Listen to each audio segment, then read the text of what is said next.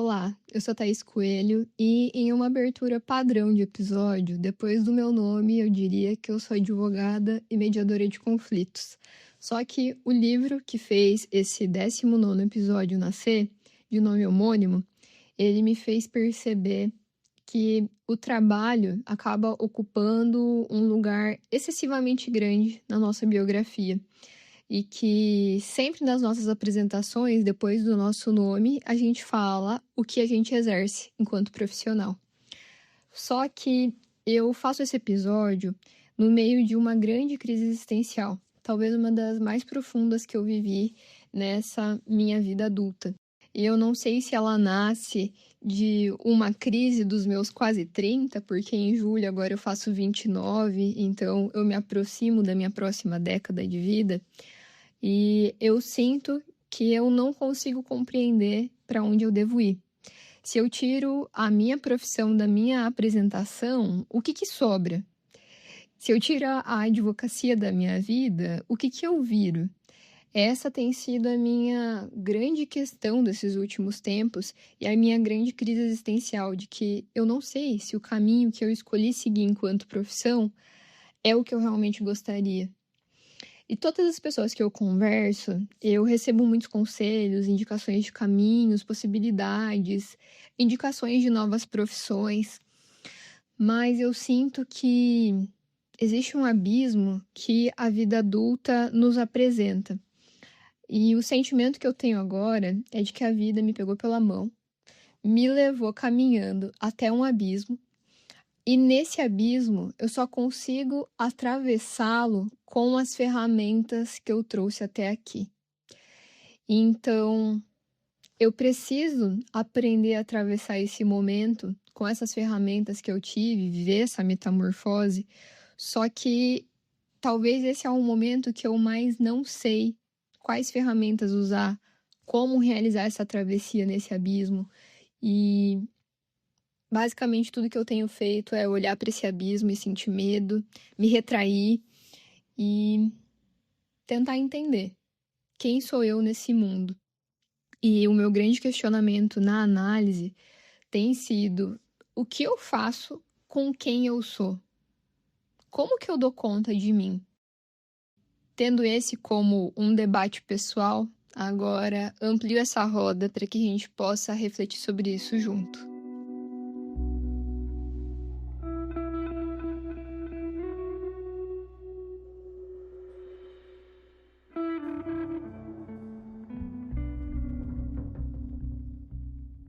A Organização Mundial da Saúde, conhecida como OMS, coloca o Brasil em vários rankings que eu considero extremamente preocupantes. Nós estamos em 5º lugar no ranking mundial dos países mais depressivos. E nós, no mundo inteiro, somos o país com o maior número de pessoas ansiosas. E, olha, faço parte aí desse seleto grupo de pessoas ansiosas do nosso Brasil, nos ajudando a nos colocar nesse ranking mundial. Será que você também é uma dessas pessoas? Segundo dados da Previdência Social, somente nos últimos 4 anos, os afastamentos por burnout cresceram mais de 800% no Brasil. Em definitivo, nós não estamos dando conta de nós mesmos. E, afinal, o que é isso tudo que a gente precisa dar conta? Eu sinto que no mundo que a gente vive, cada um de nós tem mais ou menos uma lista mental de tarefas que a gente sabe que precisa cumprir. Então, precisamos ter um relacionamento, manter e ampliar o nosso ciclo de amigos, fazer exercício, de preferência ter um corpo padrão, ter um emprego e ganhar bem, e várias outras coisas que compõem esse checklist. Só que como nós fazemos parte, estamos inseridos em uma lógica neoliberal, o nosso corpo, ele é tratado também como uma empresa. Então, o nosso checklist, essas nossas atividades que a gente tem para cumprir, até mudam de nome. Aí, a gente precisa fazer network. Ao invés de simplesmente viver os nossos relacionamentos, a gente precisa postar nas redes sociais e performar um ótimo desempenho, olha essa pessoa que eu me relaciono, olha como nós somos bem colocados na sociedade, olha o carro que nós temos, olha todos os outros itens que fazem com que a gente performe nas redes sociais. Vejam os livros que eu tenho lido e como eu tenho atingido todas as minhas metas. E todas essas coisas não se relacionam com um lado simplesmente de inutilidade, de tudo isso precisa servir a algum tipo de produção, precisa servir a algum tipo de meta. Só que nesse livro, que dá nome ao episódio de hoje, a Mariane Santana, que é a escritora, ela traz uma lógica diferente para as nossas atividades. Ela fala principalmente sobre o antiprodutivismo e tem uma lógica por trás desse conceito que é basicamente tirar do centro do mundo a produtividade dos nossos modos de vida e priorizar, a partir disso, a harmonia do ser humano com ele mesmo e com a natureza que o rodeia.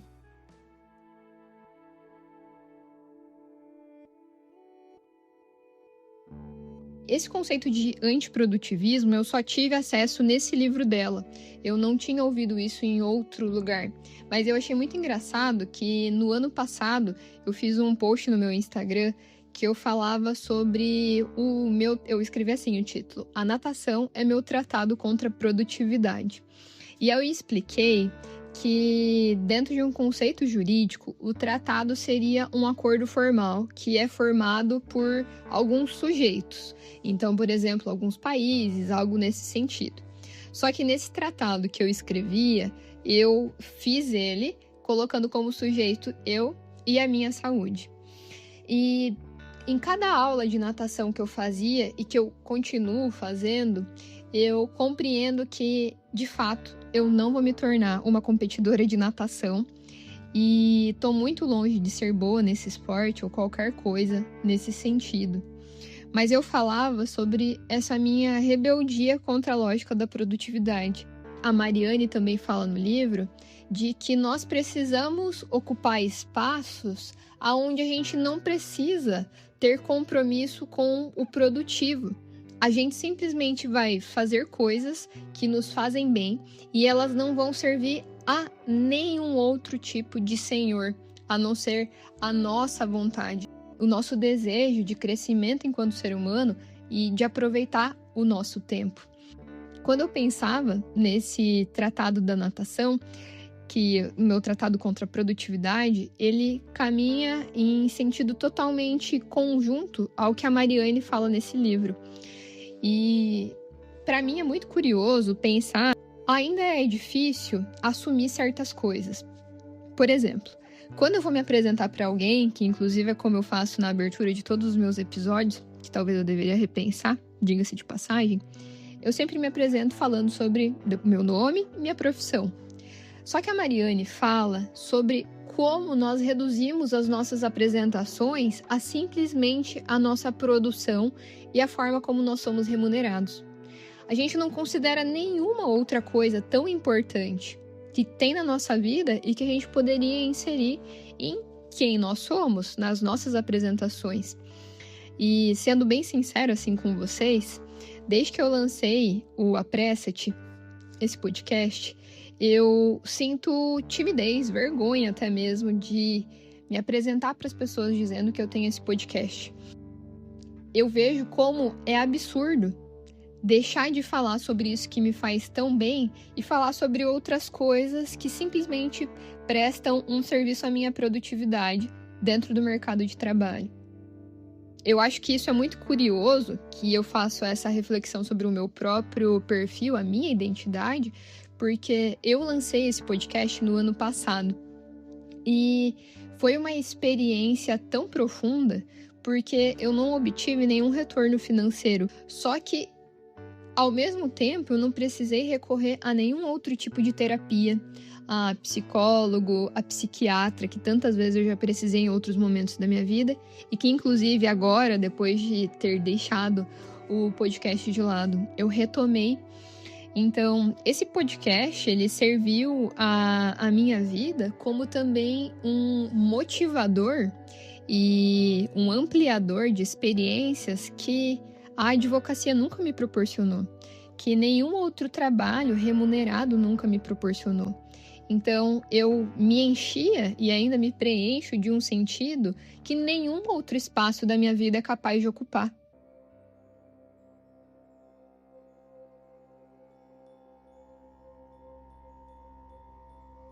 O nosso compromisso deveria ser feito com a nossa própria vida, com o nosso bem-estar, e não com uma lista interminável de checklist ou com um tratado de produtividade de outras pessoas, dessa lógica neoliberal que nós estamos impostos.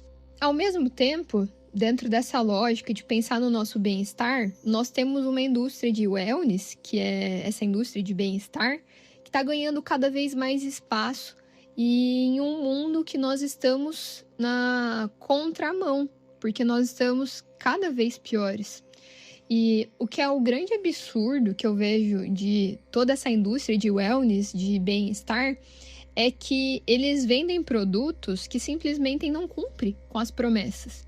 Então, às vezes, a gente vê uma blogueira que tem um corpo perfeito, uma vida perfeita, uma pele invejável, e ela se apresenta nas redes sociais dizendo que tudo isso ela adquiriu através de uma simples gominha.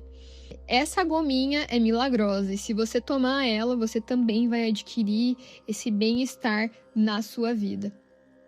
Essa é uma lógica que vem sendo muito combatida, inclusive, por uma grande guru das redes sociais, que eu sou completamente fã, que é a Mari Krieger. Ela prega a palavra da ciência e difunde muita informação de qualidade, combatendo essas informações falsas do mercado de wellness.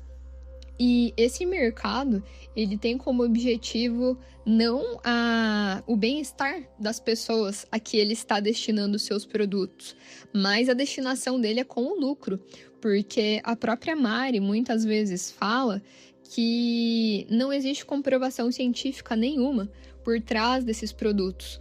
O compromisso desse mercado, dessa indústria, é de fato com o lucro. Então, nós que somos consumidores, muitas vezes nos vemos ali diante de uma possibilidade de salvar a nossa vida, de melhorar coisas que não melhoram por tanto tempo a partir de uma solução milagrosa. Então, nós olhamos para uma blogueira que tem essa vida perfeita e pensamos, poxa, se é só comprar isso aqui, eu vou lá, eu vou comprar isso, eu quero essa satisfação, esse retorno rápido para mim. Quando, na verdade, a própria Mari Krieger, quando fala desses assuntos nas redes sociais, faz um alerta que a ciência ela é tão desvalorizada por muitas pessoas porque ela traz uma parte muito difícil de ser compreendida, que é quando a gente pensa em um problema que precisa ser resolvido, a ciência responde com depende. Muitas vezes problemas de saúde. Como que vai melhorar uma possível ansiedade ou coisas nesse sentido? Depende. Então depende de como está a sua saúde, os seus exames, o sono, o casamento, as amizades, a família. Se aquela pessoa tem tempo de fazer atividade física e tantas outras coisas necessárias para que um ser humano possa ter uma qualidade de vida e, consequentemente, uma saúde mental estável. Muitas vezes nós vemos nessas soluções milagrosas simplesmente um milagre mesmo para as nossas vidas, porque podemos estar vivendo problemas por tanto tempo que aquela solução milagrosa realmente parece resolver todos os nossos problemas. E tantas pessoas sequer têm a possibilidade de pensar em outros tipos de tratamento, em buscar uma melhora através de outras coisas.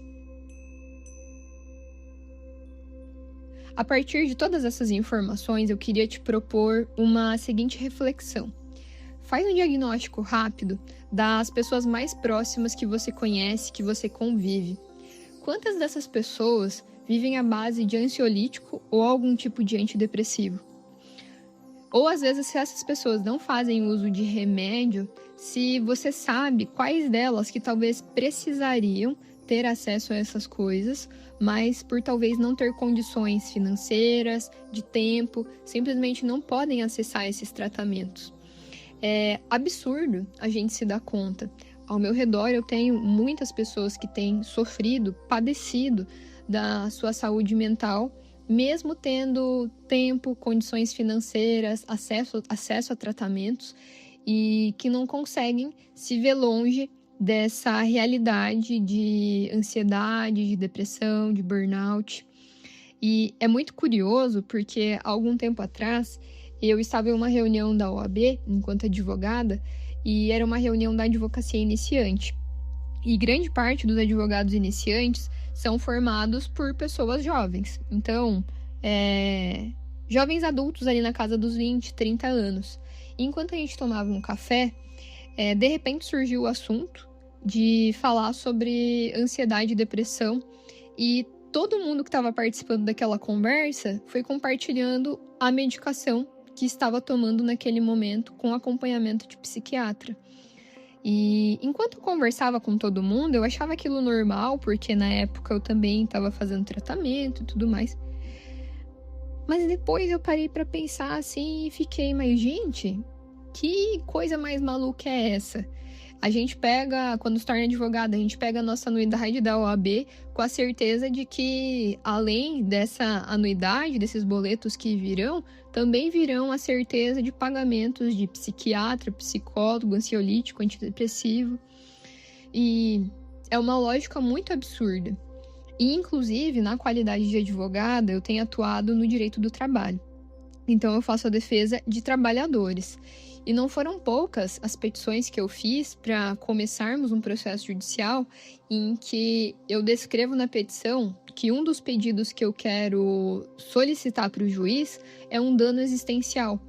Esse dano existencial, ele é considerado, dentro do mundo jurídico, um dano que prejudica a existência de um ser humano, de um trabalhador, porque muitas vezes ele está envolvido em uma lógica de trabalho tão exaustiva que ele passa a viver quase que um regime de servidão, muitas vezes até similar à escravidão.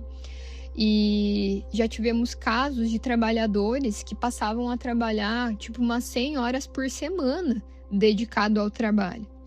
Para vocês terem uma ideia, uma jornada semanal normal de uma pessoa que trabalha 8 horas, talvez ali trabalhe no sábado também, é de no máximo 44 horas. Então, tem trabalhadores que estão sendo submetidos ao dobro do que a legislação permite.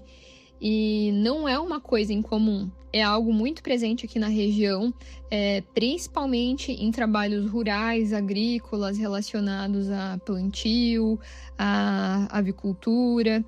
E é uma realidade, infelizmente, muito triste e que assola muitos trabalhadores que se submetem a isso para receber um salário muitas vezes indigno, mas que é a possibilidade que a pessoa tem para poder gerir a sua própria vida. Então, quando a gente vê nas redes sociais, vê por aí diálogos sobre a luta pelo fim da escala 6x1, é para a gente pensar para acabar com qualquer tipo de abuso do tempo dos trabalhadores, que não é uma questão de simplesmente dar tempo para as pessoas. Na verdade, sim, é o fato de dar tempo. Depois de você ler esse livro, você vai concordar com a Mariane que sim, nós precisamos de tempo para o ócio. Mas mais do que isso, é de dar tempo para esse trabalhador fazer o básico da vida dele. Eu não sei qual é a realidade de vocês que me ouvem, mas eu já tive muitas vezes trabalhos em que eu trabalhava o dia todo, estudava à noite, e muitas vezes no final de semana, no sábado, eu também precisava fazer alguma coisa de trabalho, ou de faculdade, de escola, e era absolutamente impossível fazer tudo que eu precisava fazer no domingo. No domingo eu simplesmente existia, tentava relaxar o máximo que eu podia para, a partir disso, ter a possibilidade de voltar para mais uma semana de trabalho e encarar tudo que vinha pela frente. Então, fazer a luta pelo fim da escala 6x1 é fazer a defesa de uma questão humanitária. E nós que temos tempo de nos dedicar a ouvir um episódio de podcast, a refletir sobre o nosso próprio tempo, o nosso trabalho, a gente precisa lutar para que essa condição que a gente está vivendo não seja uma exceção, mas que ela seja uma regra para absolutamente todas as pessoas. Que seja universal a possibilidade de desfrutar do seu próprio tempo, de viver o seu ócio. A Mariane tem uma frase no livro que ela ensina que o tempo e o território, ditos como improdutivos, são aqueles que podem fazer nascer a resistência e a insubmissão. E eu vejo isso como um grande apontamento para as nossas relações de trabalho. Nós precisamos nos atentar àquilo que potencializa a nossa vida. É isso que nos interessa.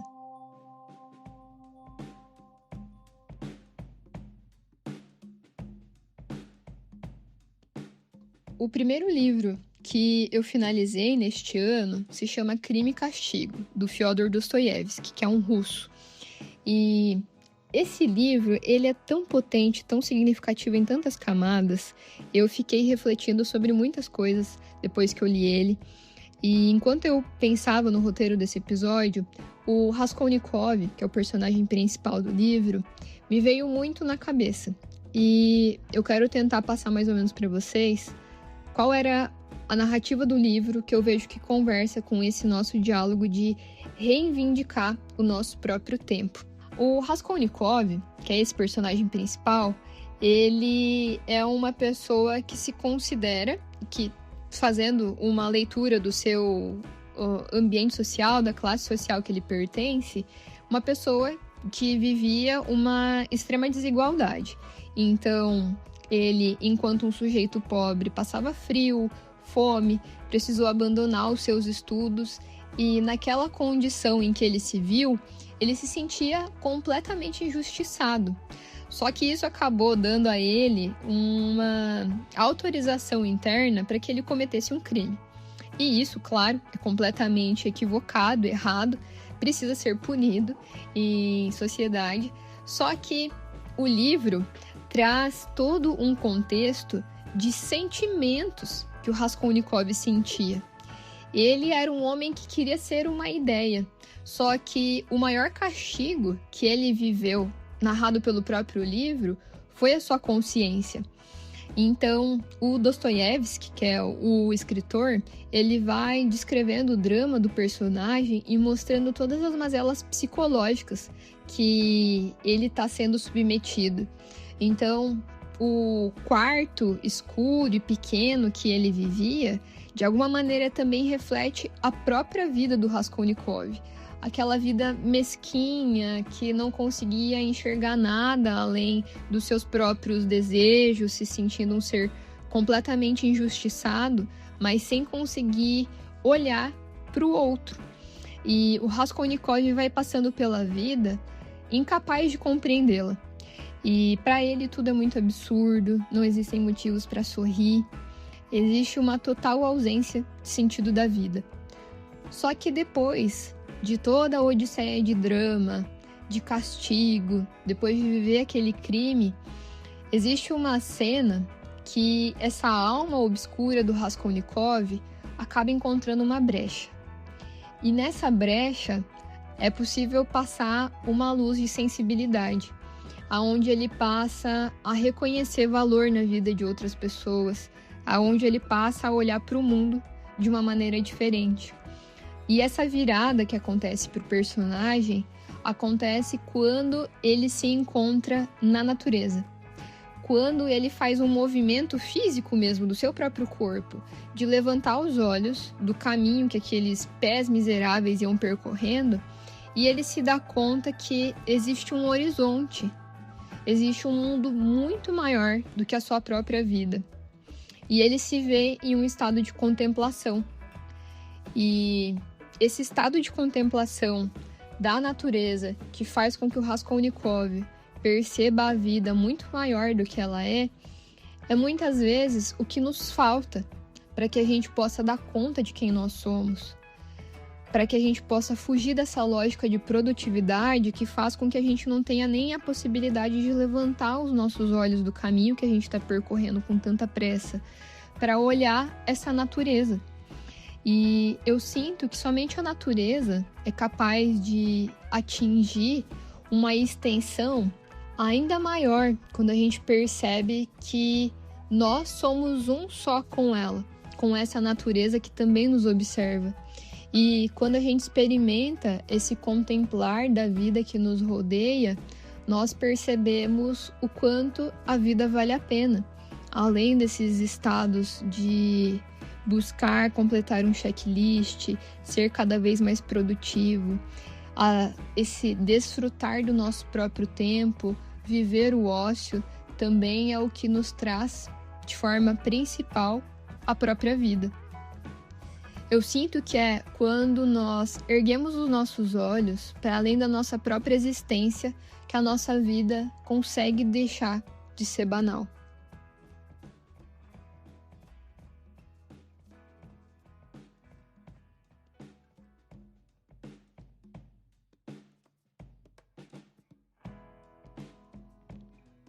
Tem algo muito importante que a Mariane nos lembra nesse livro, de que é muito provável que nós somos os seres humanos mais produtivos de toda a história da humanidade, se a gente considerar os 200 mil anos da nossa espécie. Só que nós nunca produzimos tanto e, ao mesmo tempo, nunca vivemos tão pouco. Sobretudo quando a gente pensa na lógica de distribuição dos lucros, que quem ganha com essa produtividade excessiva nunca é quem sofre no corpo as próprias consequências. Então, nós precisamos pensar em reivindicar o nosso direito à vida e precisamos de tempo também para nos dedicar ao que é inútil. Inútil no sentido de que não serve à lógica da produtividade. Então, nós precisamos de tempo e espaço para as nossas inutilidades, para que a gente possa simplesmente ler livros que nos tragam prazer, sem precisar postar no Instagram que a gente está batendo metas de leitura, sem precisar mostrar que a gente só lê pelo nosso trabalho. Nós precisamos de tempo para poder passear nas ruas de mãos dadas com os nossos afetos. Nós precisamos de tempo para ir na casa das pessoas que gostamos, para ver filmes, para assistir série que nos preencham de momentos de lazer, sem que a gente precise sentir que a gente está perdendo tempo, que a gente deveria estar assistindo um documentário sobre coisas intelectuais que se relacionam com o nosso trabalho, que possam nos trazer mais cultura ou algo nesse sentido. Nós não devemos nos adaptar ao sistema de produtividade. Nós precisamos romper com esse sistema. A Mariane faz uma indagação no livro que eu também me faço, e eu quero fazer para vocês também agora. Será que um dia nós trataremos o trabalho somente como o que ele realmente é, e não como a nossa vida toda? Que ele é uma parte da vida, e talvez a parte que nem seja a mais importante. Eu me lembro que certa vez eu trabalhei uma oficina com jovens, e nessa oficina eu falava sobre o tema do sentido da vida. E no planejamento que eu fiz para trabalhar com eles, eu inseri uma dinâmica que consistia em fazer a seguinte experiência. Eu convidava todos os jovens a fecharem os olhos e se imaginar saindo em viagem. Que nessa viagem eles iriam de avião. E enquanto eles estavam nesse avião, pensando nessa viagem que eles iriam fazer, esse avião acabou passando por uma turbulência muito violenta. E infelizmente, ele acabou caindo. Só que enquanto esse avião estava caindo, existiu a possibilidade que foi dada para cada um deles, e que é uma experiência que cada um de nós pode fazer agora também. Se você pudesse realizar um último desejo, antes desse avião virar migalha no chão e a vida desaparecer, o que é que você faria? Muito provavelmente, a resposta dessa pergunta, de qual seria a realização desse último desejo, está intrinsecamente ligado ao que nós entendemos como o sentido da nossa vida e que talvez está somente obscuro, que a gente ainda não conseguiu jogar luz sobre essa resposta. E nenhuma dessas respostas que os jovens trouxeram, eu tenho certeza que as respostas que vocês podem estar pensando, se relaciona com preencher uma planilha no Excel, protocolar uma última petição, fazer uma última reunião de trabalho. Essa experiência de se colocar diante da finitude da vida nos coloca nessa perspectiva do sentido dela. E compartilhando com vocês o que eu faria hoje, se eu tivesse essa possibilidade de realizar um último desejo, seria o seguinte: eu gostaria muito de realizar um almoço tipo que eu faço, que eu vivo todos os domingos. Eu ia querer reunir toda a minha família, o meu marido, os meus amigos e trazer todas essas pessoas ao redor da mesa.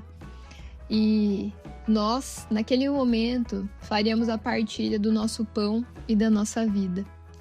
E eu desejaria que nesse nosso último encontro, que eu nem precisaria usar palavras para dizer para aquelas pessoas que estavam ali e nem escutar delas que eu os amo e que eles me amam. Porque, como é o meu último desejo, eu espero que toda a minha vida e o tempo que me foi dado, que ele tenha servido para provar e para eu sentir esse amor. E o meu desejo é que nesse último momento, nesse último instante, eu possa me dar conta de que eu aproveitei o meu tempo da melhor forma possível e que eu posso não ter dado conta de tudo o que eu tinha como um checklist para ser cumprido, mas que eu dei conta de mim. E principalmente que o meu tempo eu usei para amar e ser amado por todas essas pessoas.